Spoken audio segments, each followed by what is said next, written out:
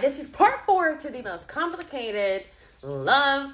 Look at all of this here. Situation ever. Okay, I have gone up and down and back and around this situation. Go back and watch part 1, 2, 3, and 4. But basically, what I'm being called to tell you is that we have to release the one-sidedness. You're definitely being called to leave something behind, and it's like right after that is just ultimateness. This is a very complicated energy.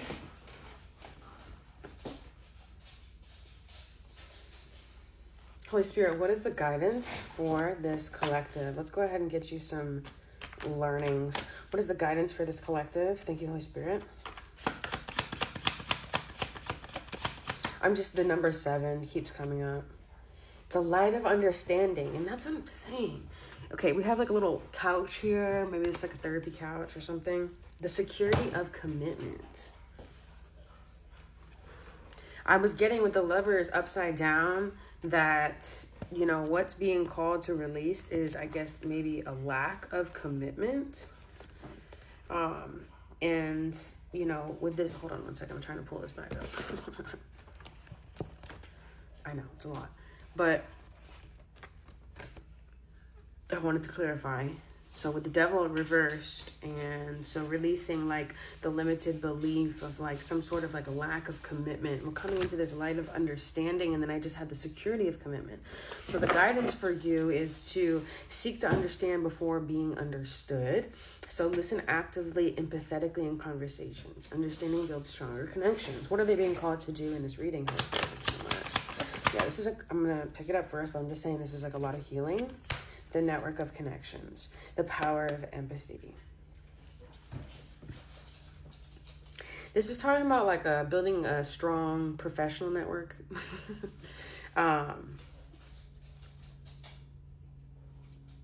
Connect, cultivate genuine relationships. The power of empathy. Show empathy towards your partner. Understand their feelings. Hold on one second.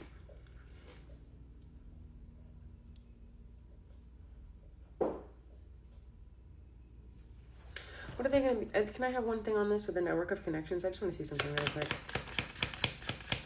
2, 3, 4. Yeah, the recovery, the path of recovery, network of connections. So this may be like a therapy couch. Maybe you're being called to go to therapy. I'm sorry. The laugh was because, let me explain. Because sometimes when I do things, you know, I, for some reason, assume that everyone knows what I mean by that. I laughed because don't we all need therapy? That's why I laughed. Just so you know, okay? I'm not laughing at you, trust me. I'm laughing at how, you know, how fitting. Especially with like this energy. And I guess it's going to work. The power of empathy. Yeah. Nurtures emotional intimacy. The strength of discipline. Mm-hmm. Go ahead. Thank you, Holy Spirit. So I guess that's what it is. Okay. So what perspective were you calling them to release? 333. I think we're getting it here. So you were being called to release the perspective, the wisdom of stillness. So you were embracing stillness in your life, and you were spending quiet time. So you would need to like release the presence. You needed to release, the stillness. And then I have the gift of presence. So you need to be present. What perspective? So you were thinking maybe you don't need to do anything. Maybe you just need to sit back and just be still. But you don't know. Okay, so be still and know. You know, if you don't know, now you know. So release that. Release the stillness and move into empathy, because I just keep getting this. Holy Spirit, thank you so much. What do you want? What perspective to move into? So they want you to get grounded in moving into the perspective of the serenity of meditation. So instead of just being still, okay, they want you to meditate, which means like have nothing come into your brain. So this was like, you're sitting there, you're reflecting. No. Actually, you can meditate, and then they need you to get into the perspective of trust and loyalty. Okay? This connection, I think on both sides, the masculine and the strength of collaboration, the masculine and the feminine in different ways. The light of faith is upside down. Maybe the feminines had a hard time having faith. Maybe the masculines had a hard time having faith. I think the masculine, they have a hard time verbalizing things, but hey, you know, don't we all sometimes? So you need to take the perspective of, I'm going to meditate on this, and you need to build trust through loyalty. So you need to be loyal to the situation. Okay, you need to like release the whole like one-sidedness or we're done or whatever. Be reliable and dependable in your actions, like straight up. Loyalty strengthens the foundation of your relationship. I really am telling you right now, in the light of understanding, getting into the connections, the network of connections, whether that's counseling or, you know, online. I'm even seeing online type of stuff here. And you're being guided into the perspective of you need to meditate and build trust. Look at this frame. Build trust through loyalty. And loyalty doesn't look like spending time away in quiet, alone, in stillness. Loyalty is going to look like the strength of a collaboration. Collaborate with colleagues and peers, but in this case, it's obviously your partner. Share ideas and work together towards your common goals, which is you guys, you know, being in peace of mindfulness. This is upside down because we're not there yet, but I can tell you that if you do this, the strength of willpower, I'm not saying it's going to be easy.